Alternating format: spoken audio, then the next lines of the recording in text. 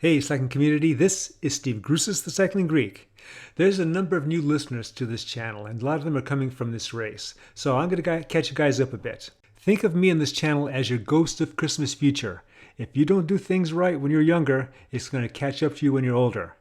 And this certainly caught up to me. Where my channel used to be about an old guy racing bikes, it's now about an old guy subject to Afib racing bikes. I talk about things that you can do so you can do what you love to do, how you love to do it, for a longer period of time. Speaking of, there's about 51 people in this race, and I'm in about 14th, 16th position or so, and I am suffering.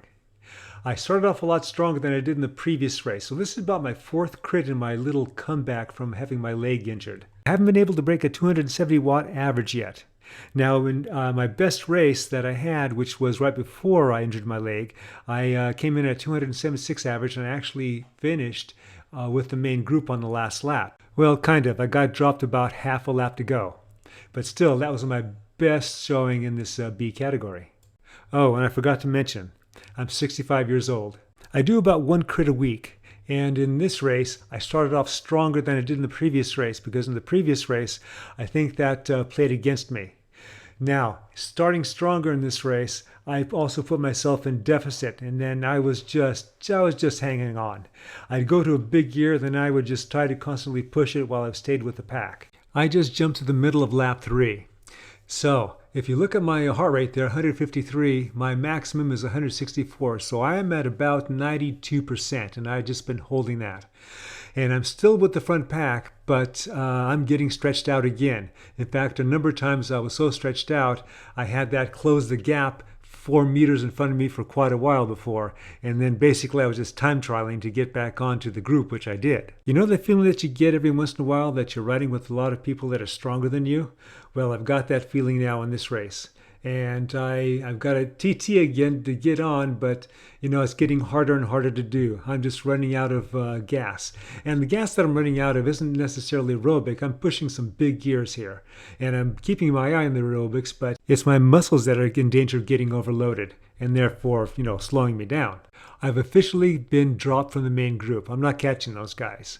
And this is maybe a few feet farther in the same lap where I got dropped last time. So each time I've done crits, I've improved, but just a little bit, like a couple watt average each race. Just 13 more watts to that race average, and I'll be where I was before I got hurt.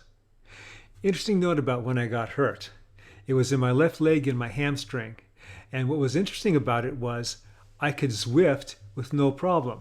But once I got on the road, that's when it would give me problems. So I had to stay off the road for about minimum 5 days. And when I went back on the road, I had to be real dainty about it, you know, come back really easy.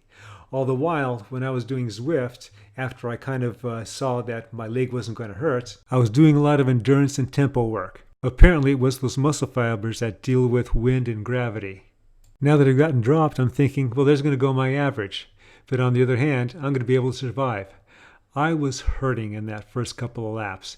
It was like I could never catch up to get a break. I always had to be on. I was a little stronger before, so hopefully I can be a little stronger again. Those 13 watts apparently made quite a difference for me.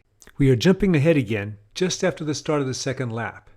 And we are about 3-4 people right now because we picked up somebody that we caught. He had dropped off from a group in front of us. This is where I begin to notice the map in the upper right hand corner and the data to the right of us. We are chasing and we're being chased. So we have a person about 4 seconds in front of us, and somebody is just caught to us right now, and they're going right by us. So hopefully someone's going to jump to get on his wheel. But it's not me. So most of the work that's being done in this group that I'm in is being done by others. Now you see me in the front here, but I think the others are in the front a lot more than I am. Now we have that guy there, and we have somebody else about 4 seconds up. And I think we're going to reconnect with that guy that just passed us. So we may turn into a group of 5 or 6. Some of the people that have been blown off the back from the groups in front of us have just gone off the back relative to us.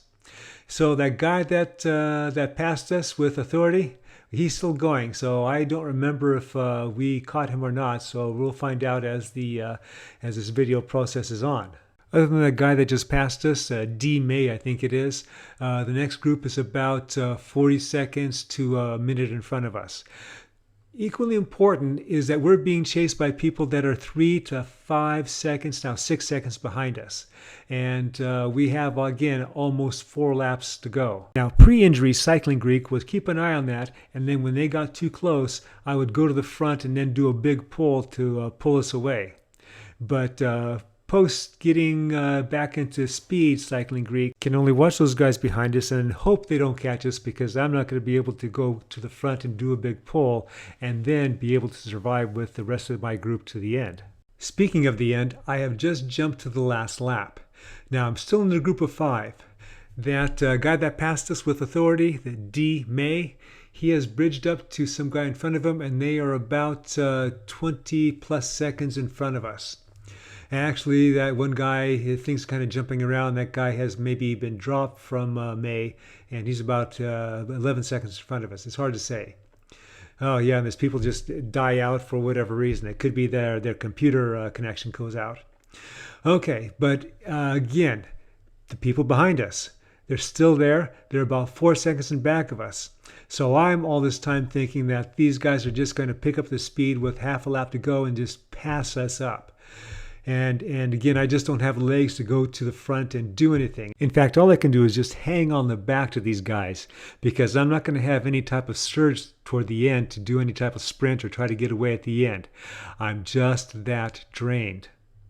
Oh, great. That pack in back of us are now 3, 4, and 5 seconds in back of us. So that spread means that there's people that are trying to get away, so there's people that are chasing them. So I'm anticipating that these guys are going to come up to us any moment. That little map in the upper right-hand corner says that they are just moments away. And there's a person that's coming back that's 4 seconds ahead of us, 3 seconds. And that is D. May, and he's got that little idiot hat on there. He apparently is riding so strong that Zwift is saying, you need to be in the A's. And so they're putting a lot of extra drag on him. That group in back of us looks like they are hurting as much as we are. They're now at about 4 seconds, so they haven't made a connection with us yet. Looks like I am trying to do my part to pull the group away, but I'm not going to be able to go much above 3.5 watts per kilogram right now. I just want to be able to finish with my group. And now Dr. Furuyama has passed us up, or had reconnected with us. I think he was having some connection problems. And all of a sudden he's going to the front, and he's making a bid to do a kind of like a kilo run and try and beat us all in there. And he seems to be doing real good right now. I am barely hanging on. All I'm doing is thinking about getting on those guys' wheels.